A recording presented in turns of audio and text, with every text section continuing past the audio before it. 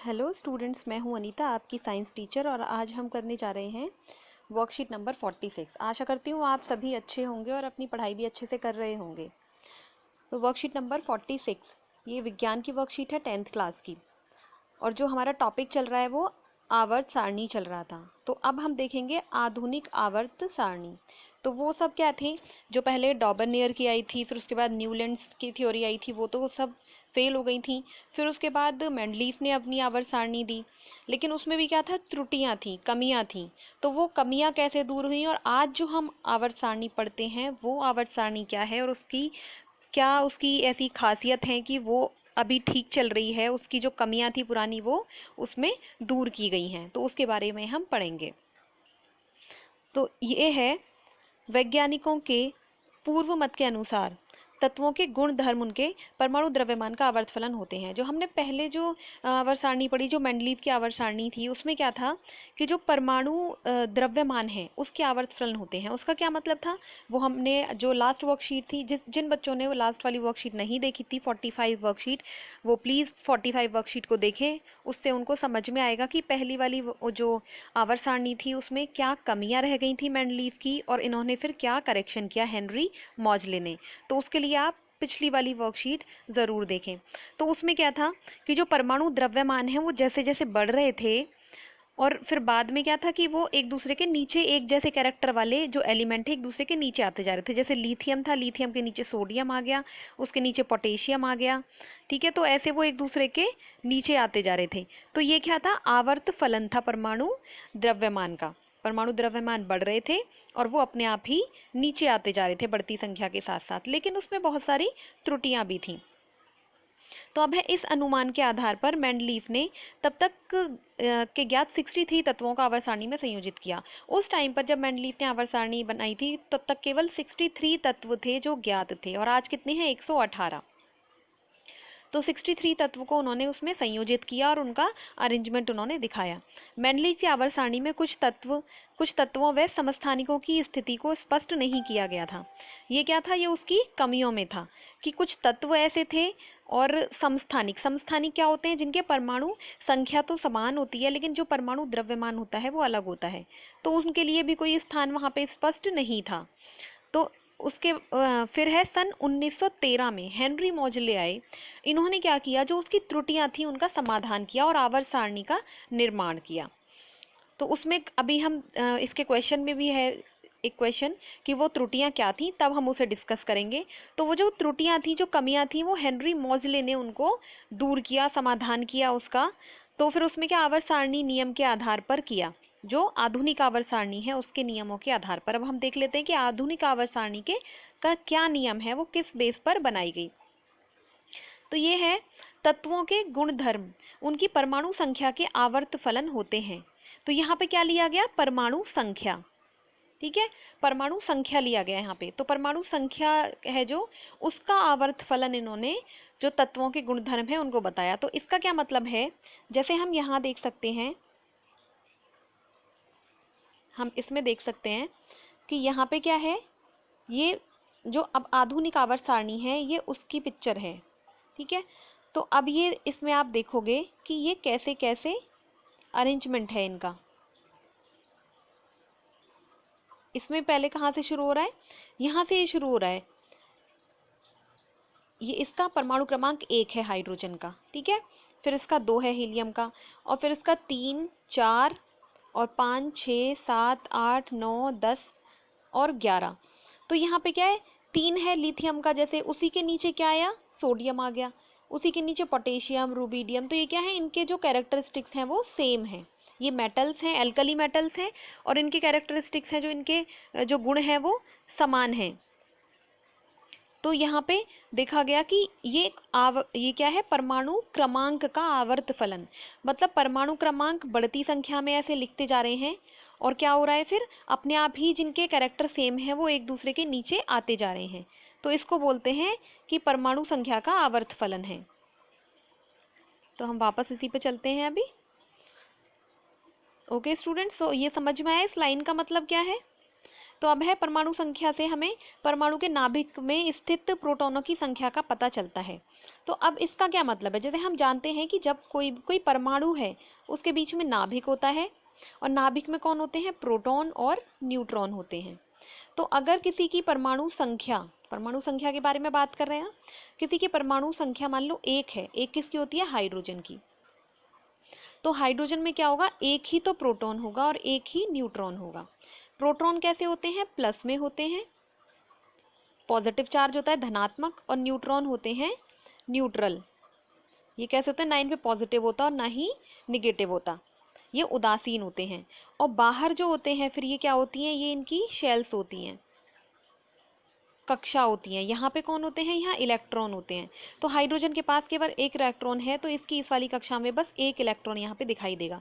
अब किसी के पास 2 हैं, 3 हैं, तो ऐसे ऐसे बढ़ते जाते हैं। पहली कक्षा में ज़्यादा से ज़्यादा 2 ही आते हैं। तो अगर किसी के पास 4 हैं तो पहली कक्षा में 2 हो गए और दूसरी कक्षा में 2 हो गए। तो ऐसे इनका जो अरेंजमेंट है वो होता है। ठीक है, तो यहाँ पे क्या है, परमाणु क्रमांक इन्होंने लिखा हुआ है, परमाणु क्रमांक, परमाणु संख्या से हमें नाभिक में परमाणु के नाभिक में स्थित प्रोटॉनों की संख्या का पता चलता है। तो परमाणु क्रमांक क्या है, हाइड्रोजन का 1 है, तो इससे पता चल रहा है कि इसके पास प्रोटॉन कितने हैं, नाभिक में 1 है। तो यहाँ पे कितने प्रोटॉन होंगे, 1 होंगे। तो उससे प्रोटॉन की संख्या का पता चलता है।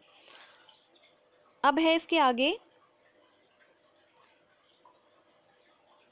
वह एक तत्व से दूसरे तक बढ़ने पर इस संख्या में 1 की बढ़ोतरी होती है।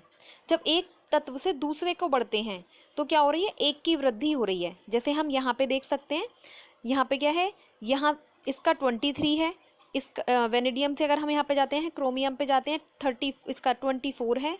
फिर इसका मैग्नीज का देखते हैं 25 है, आयरन का देखते हैं 26, कोबाल्ट का देखते हैं 27, निकल का देखते हैं 28। ठीक है, तो एक एलिमेंट जैसे जैसे बढ़ रहे हैं, परमाणु संख्या भी उनकी एक एक ऐसे बढ़ रही है। तो तत्वों को उनकी परमाणु संख्या Z से इसको रिप्रेजेंट करते हैं कि आरोही क्रम में व्यवस्थित करने पर जो वर्गीकरण प्राप्त होता है उसे आधुनिक आवर्त सारणी कहा जाता है। तो क्या है इसका मतलब, जो आरोही क्रम, कम से ज़्यादा की ओर जो एक अरेंजमेंट होता है, तो उस वाले क्रम में इनको व्यवस्थित किया गया है परमाणु संख्या को। तो क्या मिलती है हमें, आधुनिक आवर्त सारणी। अब ये दिया हुआ है यहाँ पे, तत्व जिनकी परमाणु संख्या समान परंतु परमाणु द्रव्यमान भिन्न होता है, ये क्या है, समस्थानिक होते हैं। यहाँ पे आपको दिख रहा है ना कि रेड ड्रॉप दिख रही है ना, रेड पॉइंट एक, तो ये रेड पॉइंट कहाँ है, और रेड पॉइंट आपको दिखेगा यहाँ समस्थानिकों के ऊपर, ये यहाँ दिख रहा है ना, ये इसके ऊपर यहाँ पे रेड पॉइंट छोटा सा ये है। तो ये तरीका होता है, यहाँ पे इन्होंने रेड पॉइंट लगा दिया कि समस्थानिक क्या होते हैं, यहाँ समझाने की जगह उन्होंने फिर एक रेड पॉइंट नीचे लगा के आपको बताया है कि समस्थानिक क्या होते हैं, जिनकी परमाणु संख्या तो समान होती है लेकिन परमाणु द्रव्यमान होते हैं जो भिन्न होते हैं। तो जो पहले जो मेंडलीव की जो आवर्त सारणी थी उसकी जो कमियां थी, उनमें ये भी कमी थी कि जो समस्थानिक होते हैं उनकी परमाणु संख्या क्या होती है, समान होती है, लेकिन परमाणु द्रव्यमान अलग होते हैं। और उन्होंने जो आवर्त सारणी का नियम बनाया था वो परमाणु द्रव्यमान के बेस पे बनाया था कि जैसे जैसे परमाणु द्रव्यमान बढ़ेंगे वैसे वैसे उनका आवर्त सारणी में जगह मिलेगी। तो इसलिए उनकी जो वो थी उसमें ये कमियां थी। अब हम इसके क्वेश्चन आंसर देख लेते हैं। आधुनिक आवर्त सारणी का निर्माण किसने किया, तो हम इसके आंसर में लिखेंगे आधुनिक आवर्त सारणी का निर्माण किसने किया, हेनरी मोजले ने किया इनका निर्माण। ठीक है, हेनरी मोजले ने इन त्रुटियों का समाधान किया और आधुनिक आवर्त सारणी का निर्माण किया। तो हम लिखेंगे इसमें हेनरी मोजले ने आधुनिक आवर्त सारणी का निर्माण किया। सेकंड क्वेश्चन है, आधुनिक आवर्त नियम क्या है, तो इसमें लिखेंगे आधुनिक आवर्त नियम, पहले तो आप लिखेंगे, इसमें आप यही लिख सकते हैं कि तत्वों को उनके परमाणु संख्या Z के आरोही क्रम में व्यवस्थित करने पर जो वर्गीकरण प्राप्त होता है उसे आधुनिक आधुनिक आवर्त सारणी कहा जाता है। उसके बाद आप ये लाइन ऐड कर दीजिए, तत्वों के गुण धर्म उनकी परमाणु संख्या का आवर्त फलन होते हैं। ओके स्टूडेंट्स, अब है क्वेश्चन नंबर 3, मेंडलीव की आवर्त सारणी की 3 त्रुटियों का समाधान आधुनिक सारणी में किया गया। ये त्रुटियां या सीमाएं क्या थी, लिखिए। तो ये हम देखेंगे यहाँ से क्या थी ये त्रुटियां या सीमाएं या जो कमियां थी वो हम यहाँ से देखेंगे। जो पिछली वाली वर्कशीट थी आप उसमें से कर सकते हैं, ये वहीं से लिया हुआ है। तो उसमें सीमाएं हैं, मेंडलीव की आवर्त सारणी में हाइड्रोजन की सही स्थिति का पता नहीं लगा सके, क्योंकि हाइड्रोजन के गुणधर्म क्षार धातुओं व हेलोजन दोनों से मिलते जुलते थे। ठीक है, तो उसमें क्या कमी थी पहली, कि जो हाइड्रोजन है उसकी पोजीशन ठीक से डिफाइन नहीं हो रही थी। वो क्या लग रहा था, उस कभी तो वो क्षारीय धातुओं की तरह भांति करता रिएक्ट करता था, कभी कभी वो एल्कली मेटल्स होते हैं जो उनकी तरह करता था, क्षारकीय धातु एल्कली मेटल्स की तरह, या फिर कभी कभी हेलोजन्स की तरह करता था। जैसे क्षारीय धातु क्या है, अपना जो एक इलेक्ट्रॉन है वो देकर तब यौगिक बनाती हैं। जैसे यहाँ पे HCl कैसे कर रहा है, NaCl की तरह बिल्कुल यौगिक बना रहा है। ठीक है, हाइड्रोजन ने भी क्लोरीन के साथ, ऐसे ही सोडियम ने क्लोरीन के साथ, तो ये इन्हीं की तरह ऐसे ही ऑक्साइड और ऐसे ही अपना सल्फाइड बना रहा है। दूसरा क्या, किसकी तरह करते हैं, ये हेलोजन की तरह भी करते हैं। जैसे हेलोजन क्या करते हैं, द्विपरमाणुक होते हैं, जैसे Cl2 की फॉर्म में एग्जिस्ट करता है। ऐसे ही Br2, ब्रोमीन जो गैस है वो भी Br2 होती है, क्लोरीन गैस Cl2 होती है। ऐसे ही जब हम हाइड्रोजन गैस देखते हैं तो वो भी क्या होती है, H2 होती है। तो इसमें यही था कि इनकी जगह फिक्स नहीं हो पा रही थी। सेकंड है, यदि परमाणु संख्या को आधार माना जाए तो एक ही तत्व के समस्थानिकों को अलग स्थान पर रखा जाएगा, जिससे आवर्त सारणी अव्यवस्थित होती है। अगर यहाँ पे क्या था कि अगर परमाणु संख्या को आधार माना जाए तो एक ही तत्व के समस्थानिकों को अलग स्थान पर रखा जाएगा। यहाँ परमाणु संख्या नहीं, परमाणु द्रव्यमान होना चाहिए। ठीक है, अगर परमाणु द्रव्यमान को आधार बनाए, जो कि मेंडलीव ने बनाया था, तो परमाणु द्रव्यमान को आधार बनाए तो तत्व के जो समस्थानिक है उनको अलग स्थान पर रखा जाएगा। ये क्यों होगा, क्योंकि समस्थानिक क्या होते हैं, जिनकी परमाणु संख्या तो एक होती है लेकिन परमाणु द्रव्यमान अलग होता है। तो अगर परमाणु द्रव्यमान के आधार पर हम उसको देखेंगे तो समस्थानिकों की जगह भी अलग होनी चाहिए, क्योंकि परमाणु द्रव्यमान तो उनका अलग है।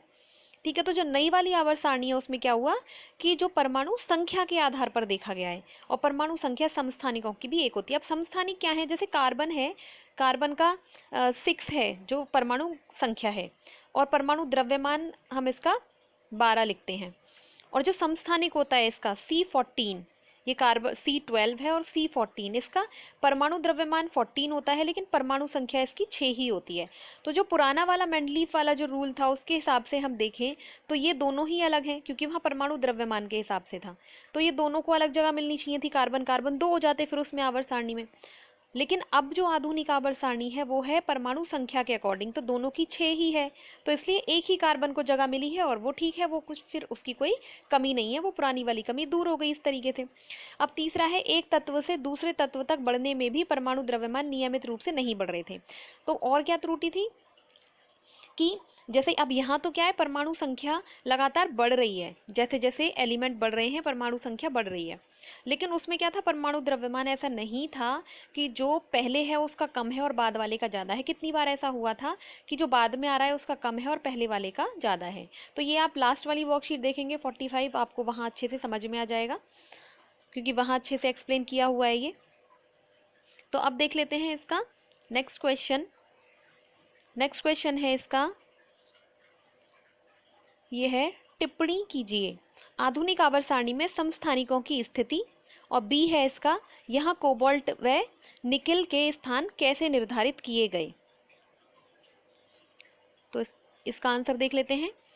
तो इसका ए वाले पॉइंट का है, समस्थानिक में परमाणु संख्या बराबर होती है, अतः आधुनिक आवर्त सारणी नियम के अनुसार इन्हें आवर्त सारणी में एक ही स्थान दिया गया है। ठीक है, क्योंकि परमाणु संख्या क्या है, इनकी एक ही होती है, बराबर होती है, जैसे अभी कार्बन का एग्जाम्पल दिया। और परमाणु द्रव्यमान इनका अलग होता है, तो परमाणु द्रव्यमान तो यहाँ कंसीडर किया ही नहीं है आधुनिक वाली में, यहाँ तो परमाणु संख्या के आधार पर इनको जो स्थान दिया हुआ है।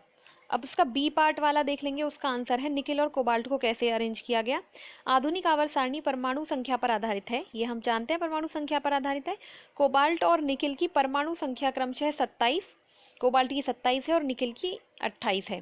तो इसलिए आधुनिक आवर्त सारणी में कोबाल्ट पहले आएगा और निकिल बाद में आएगा। ठीक है, कोबाल्ट निकिल से पहले आएगा।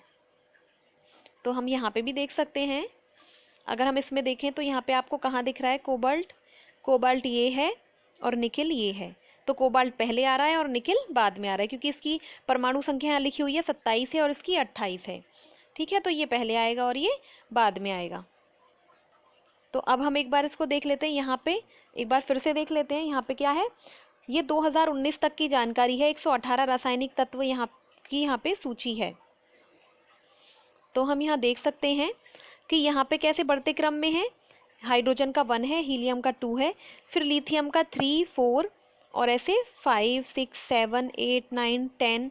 ये क्या है, ये निष्क्रिय गैसें हैं, जो हमने पिछली वाली वर्कशीट में भी पढ़ी थी ना। निष्क्रिय गैसें जो क्रिया नहीं करती हैं, जिनका ये बाद में डिस्कस करेंगे कि ये निष्क्रिय क्यों होती हैं, कि किस वजह से ये क्रिया नहीं करती हैं। लेकिन अभी हम केवल इनका स्थान बता रहे हैं कि इनको एक स्थान यहाँ पे अलग से दिया गया था, जो मेंडलीव की आवर्त सारणी में अचीवमेंट थी, कि इन्होंने बिना डिस्टर्ब किए हुए इनको अरेंजमेंट यहाँ पे इनका कर दिया था। अब देख रहे हैं कि जो ये ऐसे दिए हुए हैं वर्टिकल में, जो ऊपर से नीचे वाले हैं, ये क्या है, ग्रुप्स होते हैं। कितने ग्रुप्स हैं, टोटल 18 ग्रुप्स हैं। और जो ऐसे हैं ये हॉरिजॉन्टल हैं, ये क्या है, ये हैं आवर्त या पीरियड। ऐसे समूह हैं और ऐसे आवर्त हैं। तो इस तरीके से आप ये वाली वर्कशीट करेंगे। आशा करती हूँ आपको वर्कशीट अच्छे से समझ में आई होगी। वर्कशीट के नीचे है कोविड से रिलेटेड उचित व्यवहार। तो आप इसके अकॉर्डिंग क्या करेंगे, उसको आपको, जो आप घर पे हैं, बार बार साबुन से पानी से हाथ धोएंगे और मास्क लगा के ही घर से बाहर निकलेंगे। घर के बाहर जाते हैं तो सैनिटाइज़र का उपयोग करें, घर में हैं तो कम से कम सैनिटाइज़र का उपयोग करें, साबुन से ही हाथ धोएं, 2 गज की दूरी बनाकर रखें, अपने आप को भी सुरक्षित रखें और अपने परिवार वालों को भी सुरक्षित रखें। तो थैंक यू स्टूडेंट्स।